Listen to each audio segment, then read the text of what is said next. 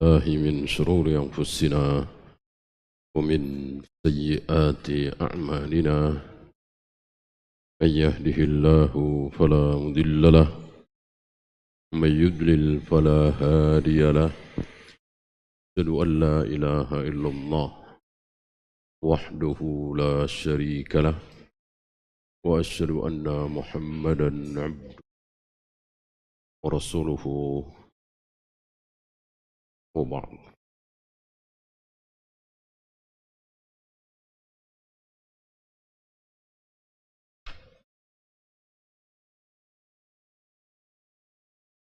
Sebelum kita masuk hadis 1295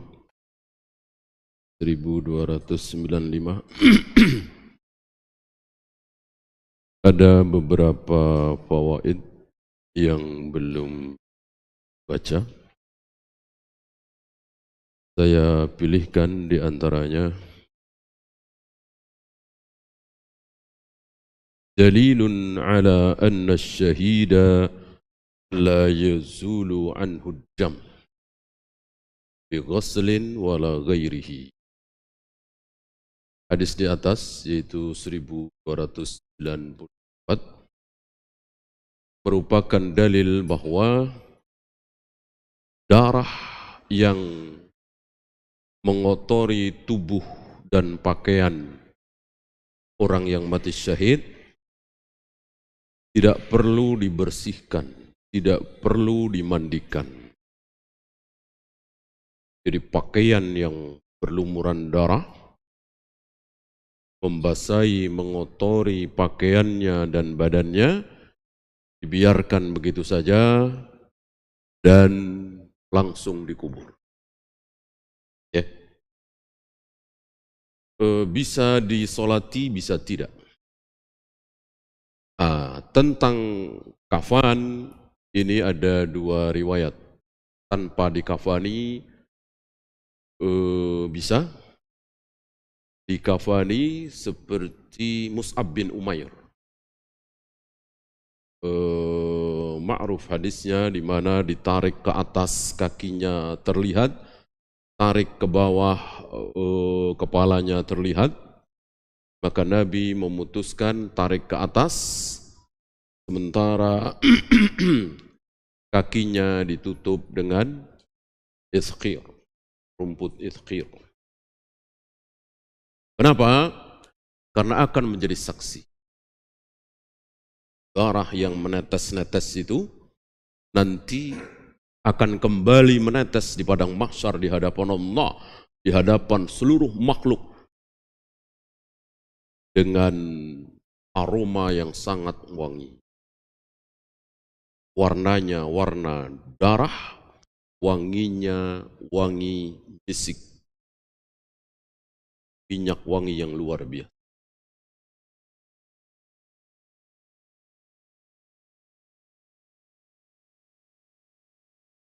Kemudian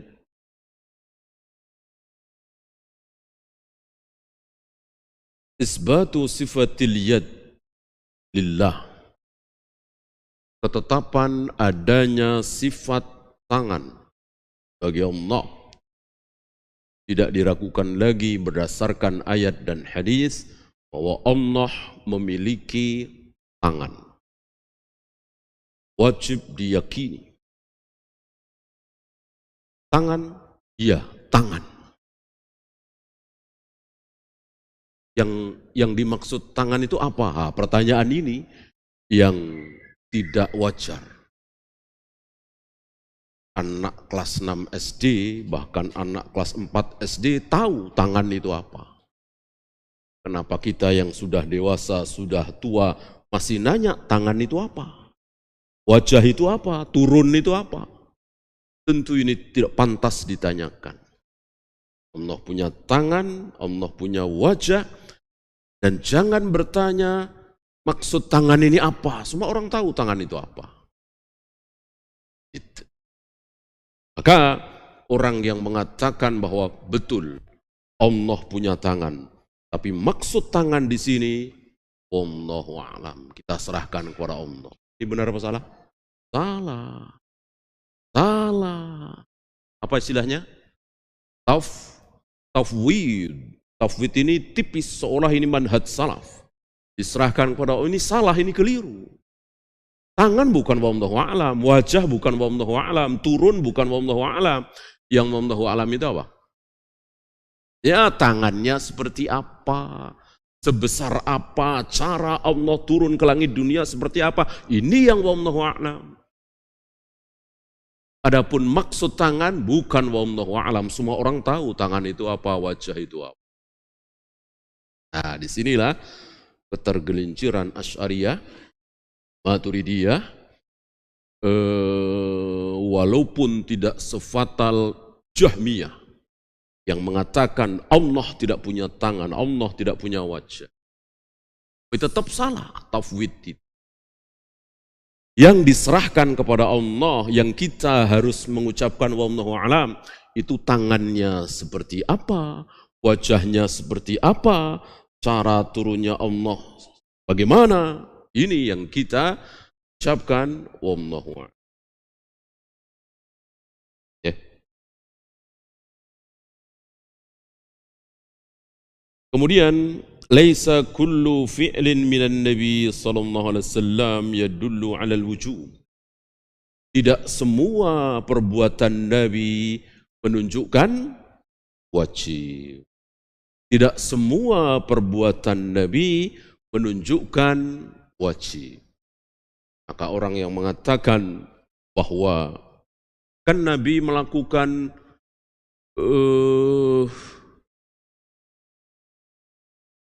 ketika Nabi tidak pernah meninggalkan apa misalnya qiyamul lail, salat malam, berarti wajib? Tidak. Walaupun tidak pernah ditinggalkan oleh Nabi sallallahu alaihi wasallam. Apa yang menunjukkan wajib? Apa Nabi? Apa? Perintah. Perintah. Ketika Nabi memerintahkan, maka itu wajib.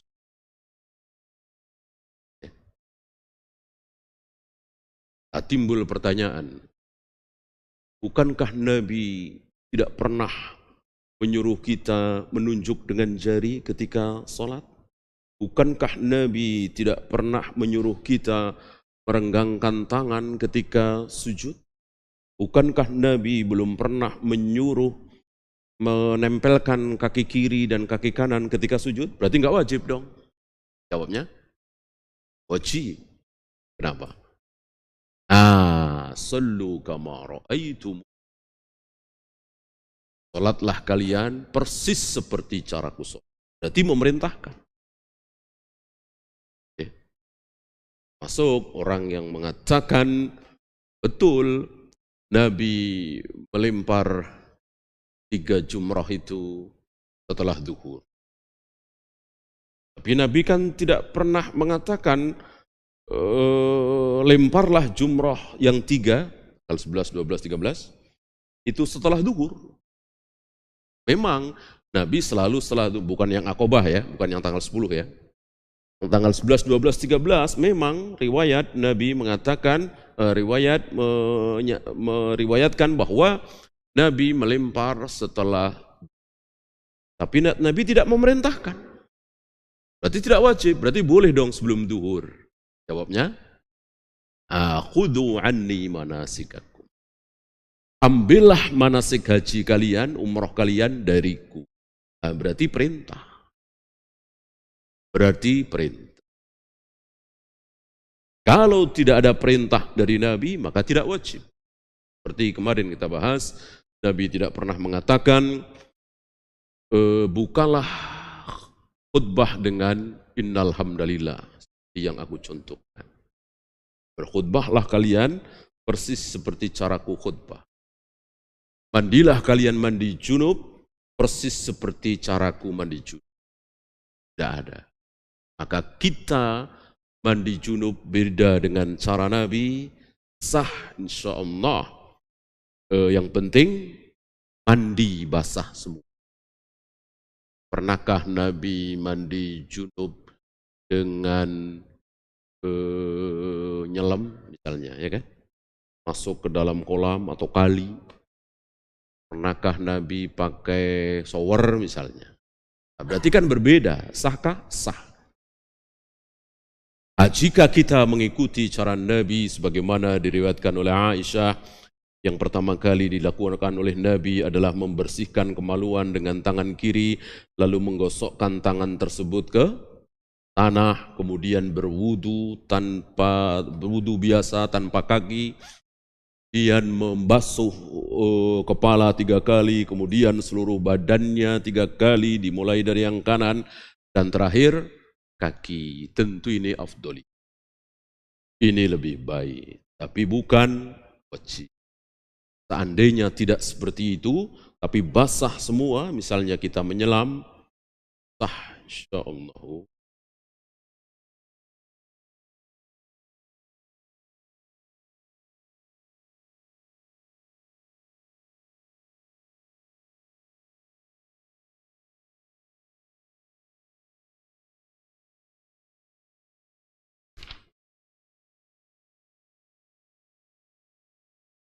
Ya, kita lanjutkan 1295.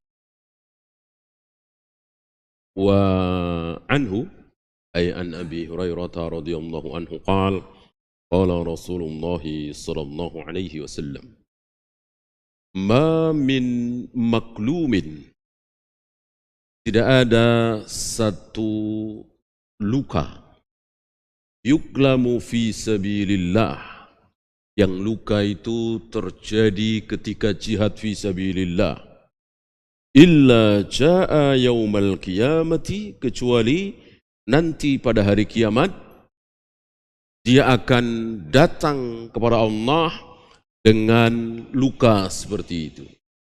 Semakna dengan hadis yang kemarin. Wa kalmuhu yadma, sementara lukanya itu berdarah. Al-launu launud dam, warnanya persis seperti warna darah merah. Warrihu rihu miskin, sementara aromanya wangi. Ini muttafaqun alaih, sahih riwayat Imam Bukhari dan Muslim. Beliau tidak membawakan fawaid karena memang semakna dengan hadis sebelumnya, kecuali dalilun ala taharatil misk, dalil bahwa minyak wangi itu, misik itu suci.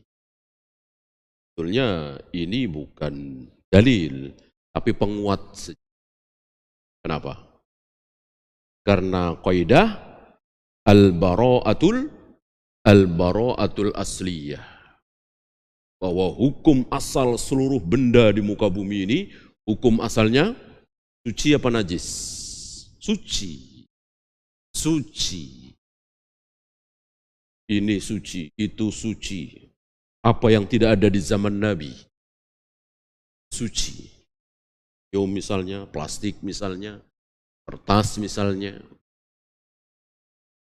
cairan kimia tertentu misalnya, suci. Menjadi najis kalau dikatakan najis kalau ada dalil. Sabda Nabi alaihi salatu wassalam yang menyatakan bahwa itu najis. Kotoran manusia, air kencing manusia, bukan hewan ya. Wadi bukan mani. Darah haid. Ini yang dinyatakan najis oleh Nabi sallallahu alaihi wasallam.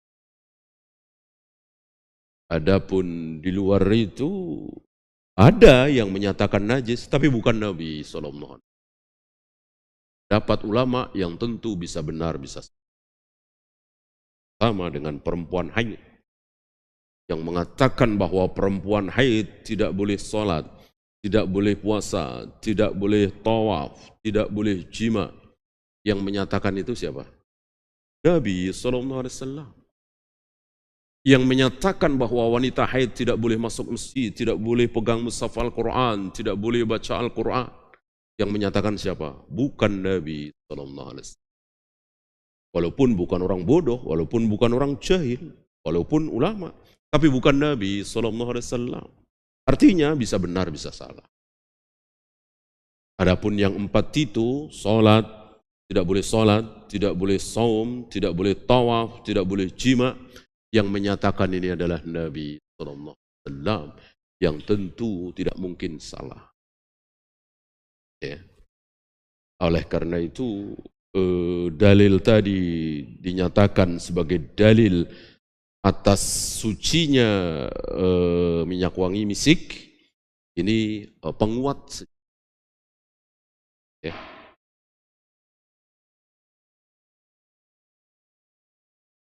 Nah, termasuk kata beliau wajawazul ittijari bih, boleh memperdagangkannya. Ini pun jelas hukum asal dunia halal apa haram? Halal. Apakah jika tidak ada hadis tadi kemudian memperdagangkan minyak wangi haram? Tentu. Minyak wangi menjadi najis kalau tidak ada hadis tadi? Tentu tidak. Ya. 1296.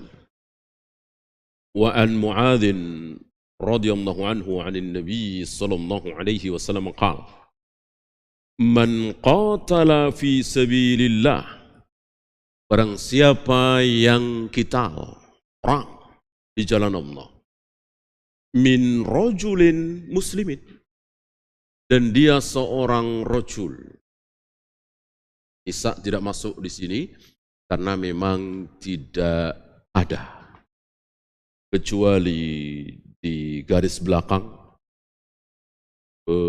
dokter misalnya mengobati yang luka-luka misalnya, itu dilakukan oleh Ummu Sulaim, dilakukan oleh Aisyah, bahkan Anas bin Malik sampai sempat melihat gelang kaki mereka.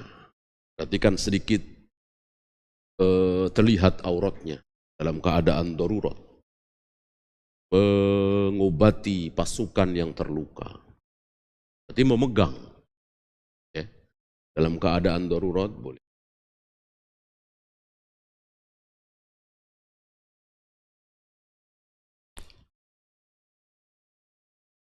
Seorang laki-laki muslim yang berjihad di jalan Allah,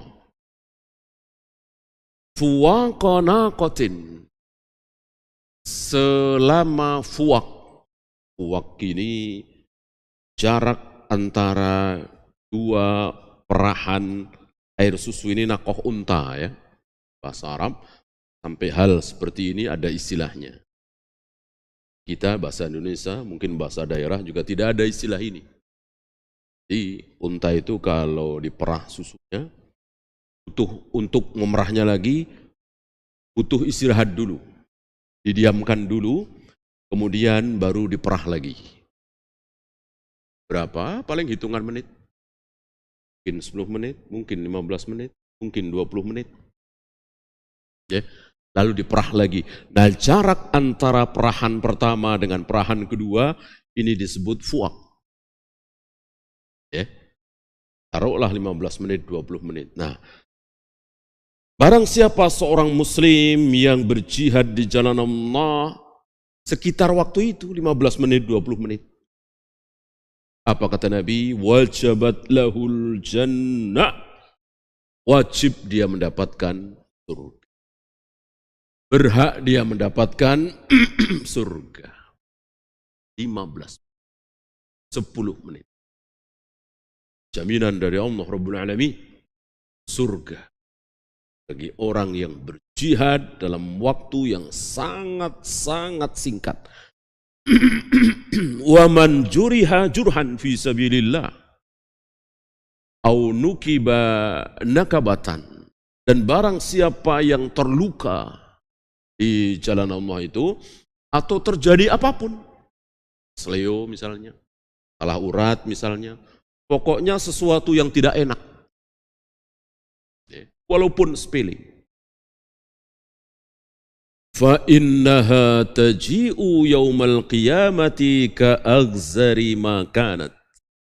Maka kelak pada hari kiamat, luka tersebut, kejadian tersebut, keselio misalnya, salah urat misalnya, akan kembali terlihat di padang mahsyar itu.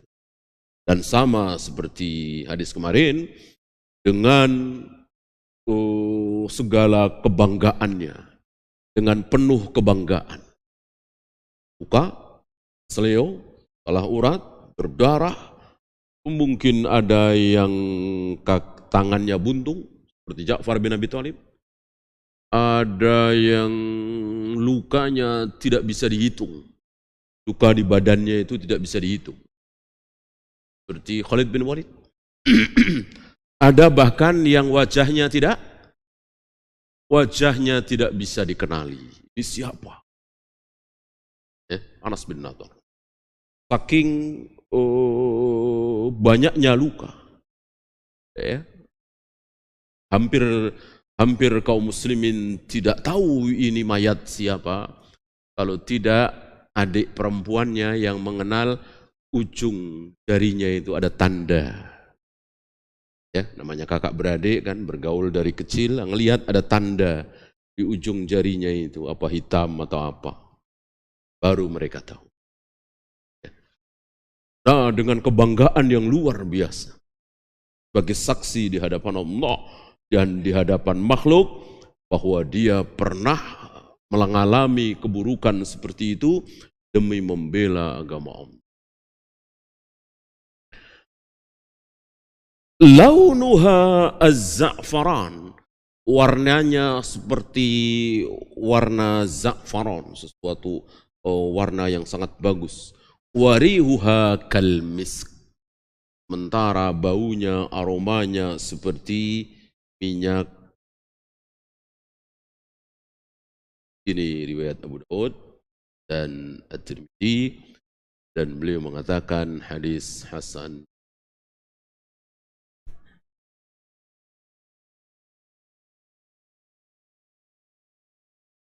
Fikul hadis.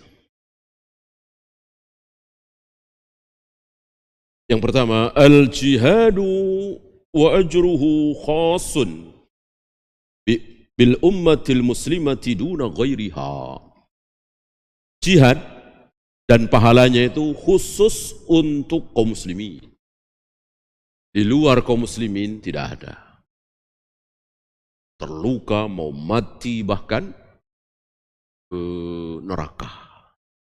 Walaupun mati di medan jihad bersama Nabi SAW, tapi dia tidak beriman, dia munafik, maka kekal di neraka selama-lamanya.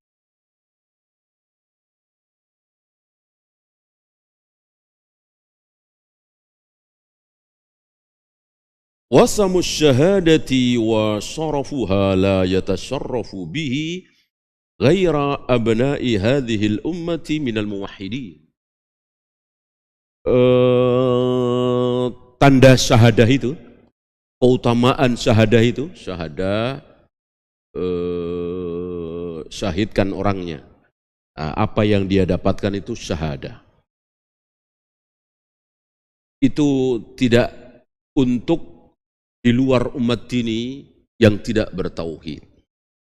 Atau dengan kata lain, walaupun zahirnya muslim, walaupun semua orang melihat dia sholat 5 waktu, puasa, haji, umrah tiap tahun, tapi dia tidak termasuk minal muwahhidin.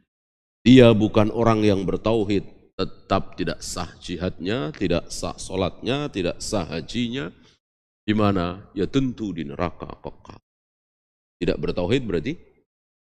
Tidak bertauhid berarti syirik. Tidak bertauhid berarti syirik. Karena syirik bukan hanya satu contoh. Sujud kepada batu, nyembah selain Allah, bukan itu dong. Bahkan Nabi katakan, man 'allaqa tamimatan faqad asyrak. Barang siapa yang menggantung-gantungkan sesuatu, yang dimaksud jimat, berarti dia telah berbuat syirik. Syirik bagaimana? Ya batal. Bukan orang yang bertauhid lagi, kalau dia berbuat syirik. Hapus amalnya. Mana?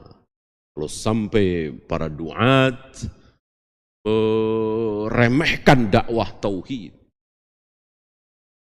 para kiri kanan dia kaum muslimin, sholat, puasa, baca Al-Quran, sedekah, bangun pesantren dan seterusnya, sementara terancam kekal di neraka selama-lamanya.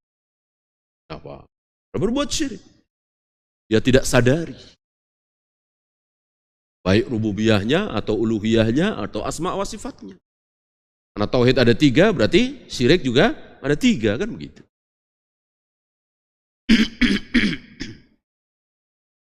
Yang mengakui ada pencipta lain selain Allah, syirik dalam hal rububiyah. Yang ini jarang sekali, kalau ada keterlaluan. Lebih parah dari Abu Jahal, Abu Lahab. Yang meyakini bahwa boleh memberikan persembahan kepada Allah, boleh memberikan persembahan ibadah kepada Jibril atau Mikail atau Rasulullah. Ini syirik uluhiyah. Asma wa sifat luar biasa. Masuk meyakini bahwa Allah tidak punya wajah, Allah tidak punya tangan, Allah tidak pernah turun ke langit dunia. Ini bagian dari syirik asma wa sifat.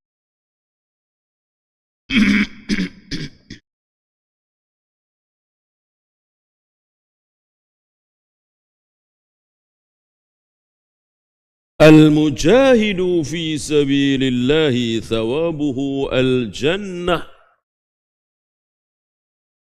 ma lam yukhallid fi amalihi syahwatid darid dunya. Mujahid fi sabilillah, orang yang berjihad di jalan Allah, balasannya, pahalanya adalah surga. Selagi apa? Bertauhid jelas tadi ya. Tambahan satu lagi. Tidak mencampurkan amalnya itu dengan niat syahwat. Ya sama dengan amal-amal lain. Ketika sholat, ketika puasa, ketika baca Al-Quran. Tapi yang diharapkan adalah dunia. Yang diharapkan adalah pujian. Allah terima apa Allah tolak? Allah tolak. Allah tolak. Allah akan mengatakan kepada seseorang bahwa ambillah pahalamu dari orang yang engkau pameri dulu.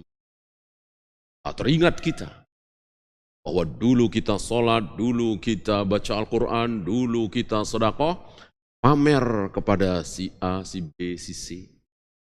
Pada atasan misalnya, kepada mertua misalnya, calon mertua misalnya. Allah katakan mintalah pahala kepada mertuamu, kepada masyarakatmu, kepada atasanmu. Sedih sekali tentu. Padahal hari itu satu-satunya yang diharapkan adalah Allah Rabbul Alamin. Terhadap anak saja tidak mau berharap. Karena sudah tahu semua enggak mungkin bisa diharapkan. Ayah, ibu, adik, kakak, murid, guru, atasan, bawahan, teman dekat, tidak ada yang bisa diharap. Azar penuh ketakutan. Tidak mengatakan, saya berharap dengan anakku, Ibrahim. Itu juga Kan'an, ketakutan luar biasa.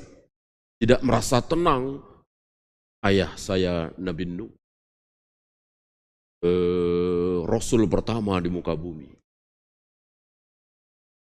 Apalagi ya. Jangan pernah mengandalkan orang tua kita, ayah kita, ibu kita, anak kita. Kalau berhadapan dengan Allah. Kalau berhadapan dengan manusia mungkin. Kata Nabi SAW. Nabi masih bisa digitukan. Ya, Nabi masih bisa. Nabi bukan Tuhan. Maka ada beberapa yang faham ini, Ya mayoritas sahabat faham ini. Ketika menginginkan sesuatu, mengirim seseorang. Ya, agar luluh hati Nabi. Adapun Allah tidak. Allah itu pun Nabi tidak menghalalkan cara. Jika Usamah bin Zaid diutus oleh orang-orang untuk memintakan keringanan hukuman terhadap wanita mulia yang mencuri. Kan semua orang tahu, mencuri, potong tangannya. Hampir semua tidak tega, menyayangkan kalau sampai wanita mulia ini dipotong tangannya. Maka mereka meminta kepada Usamah bin Zaid, kesayangan Nabi SAW, untuk minta keringanan hukuman. Siapa tahu.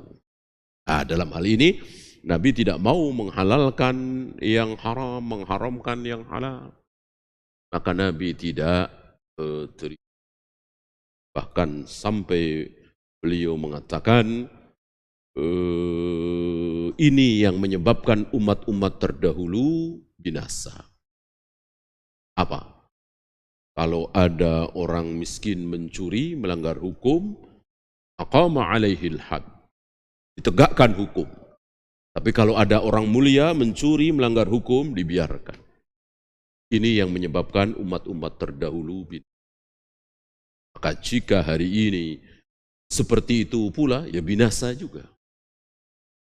Sampai terkenal sumpah beliau, wa aimullah, demi Allah, lau Fatimah binta Muhammadin sarakat laqata'tu yadaha. Seandainya Fatimah putriku mencuri, pasti aku akan potong tangannya. Dari sini keluar hukum bahwa seorang presiden, seorang khalifah tidak berhak memberikan apa? Gerasi, amnesti, apalah pengampunan hukum. Ya, sangat bertentangan dengan hukum internasional. Bahwa seorang kepala negara, presiden berhak memberikan ampunan hukuman. Nabi saja tidak berhak. Apa yang telah ditetapkan oleh Allah tidak mungkin dibatalkan oleh Nabi.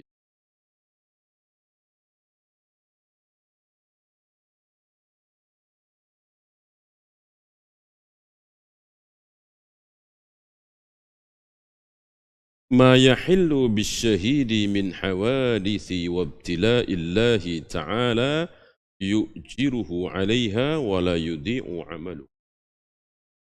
Apa yang menimpa seseorang yang mati syahid, kejadian apapun dari ujian yang Allah timpakan kepada dia, pasti akan mendatangkan pahala.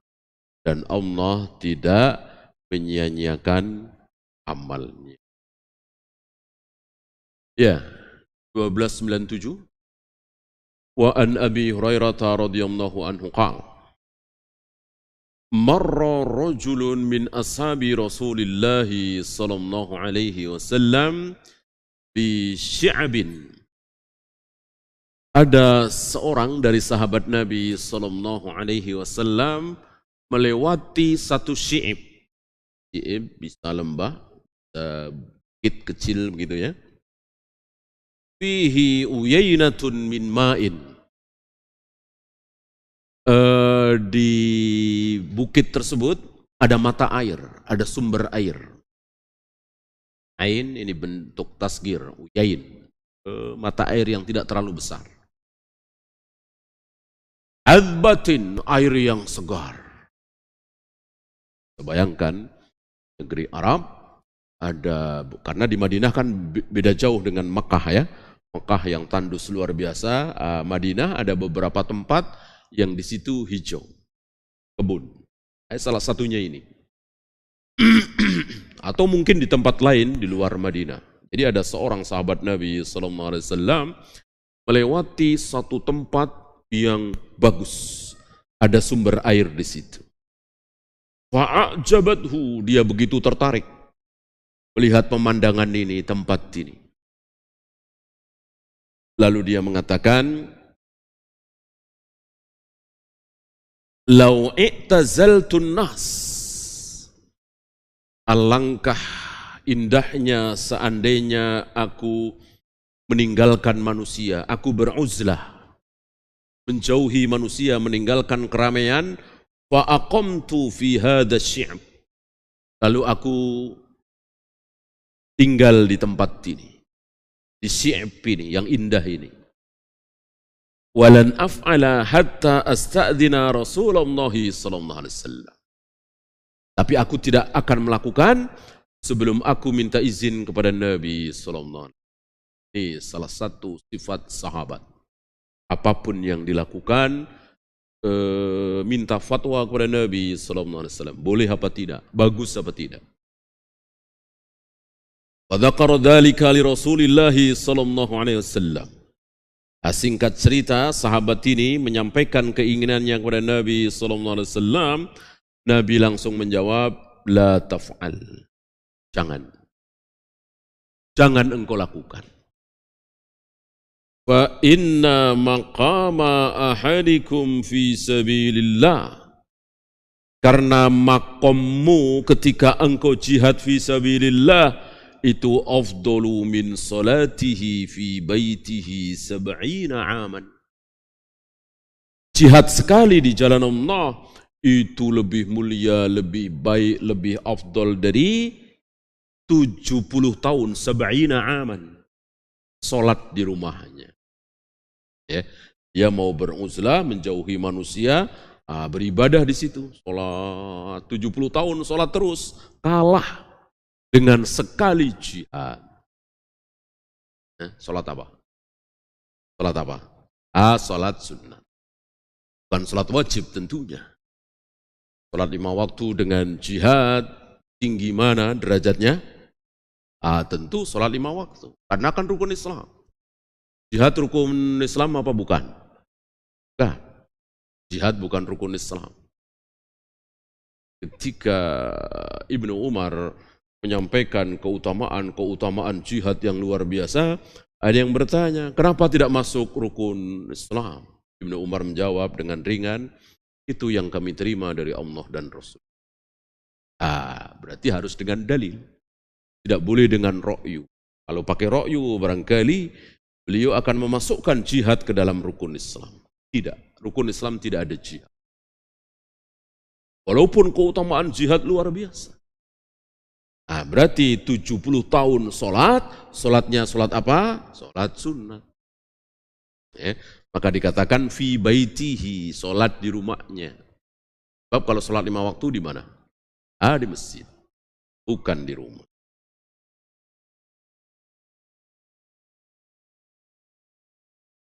Ala tuhibbuna ayyaghfirullahu lakum wa yudkhilakumul jannah. Apa engkau tidak suka Allah mengampuni seluruh dosamu dan memasukkan engkau ke dalam surga? Memasukkan engkau ke dalam surga. Ini memakai dhamir kum, antum. Padahal yang diajak bicara oleh Nabi berapa orang? 1 orang. Kan rajulun min ashabi Rasulillah sallallahu, 1 orang. Dari sini kita tahu bahwa memakai antum, memakai kum, padahal berbicara kepada 1 orang, boleh. Akan lebih sopan ya. Akan lebih sopan daripada memakai anta, ka. Sopan memakai antum, kum, walaupun 1 orang.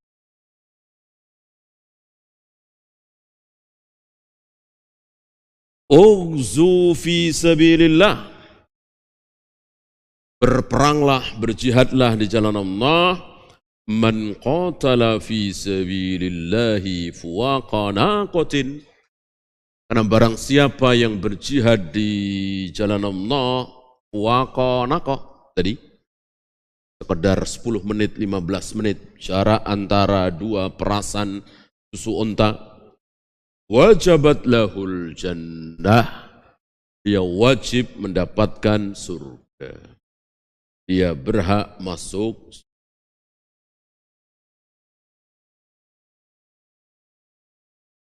Ini riwayat Imam Bukhari dan beliau mengatakan hadis hasan. Fikul hadis. Al-ilmu qabla al-amal. ولذلك سأل هذا الصحابي رسول الله صلى الله عليه وسلم عن مسألته قبل عملها. Ilmu dulu baru amal. Bahkan Imam Bukhari ilmu dulu mengatakan, membuat bab khusus ilmu dulu sebelum beramal dan berbicara. Sebelum berbicara dan sebelum beramal. Apa? Ilmu dulu. Bahkan kalau ada yang bertanya, amal dulu apa ilmu? Jelas, ilmu dulu. Berbicara dulu, dakwah dulu, apa ilmu dulu? Ilmu dulu. Kalau ada yang bertanya, iman dulu apa ilmu dulu? Jawabnya, tetap ilmu dulu. Karena iman itu apa sih? Meyakini sesuatu. Sesuatu apa? Ilmu. Kalau nggak ada ilmunya mau meyakini apa? Ya. Saudara yakin? Ya, yakin. Apa iya jawab begitu? Saudara yakin? Tentu akan yakin apa? Yakin bahwa Allah lah satu-satunya pencipta jagat raya alam semesta. Ini kan ilmu. Allah lah satu-satunya pencipta jagat raya alam semesta. Anda yakin? Yakin. Allah lah satu-satunya yang berhak disembah, diibadahi. Anda yakin? Yakin. Ini kan ilmu dulu, baru yakin, baru iman. Maka apapun ilmu dulu. Ilmu dulu baru amal, ilmu dulu baru bicara, ilmu dulu baru dakwah, ilmu dulu baru iman. Oleh karena itu, sahabat ini sebelum memutuskan keinginannya, mewujudkan keimanannya, bertanya dulu kepada Nabi SAW.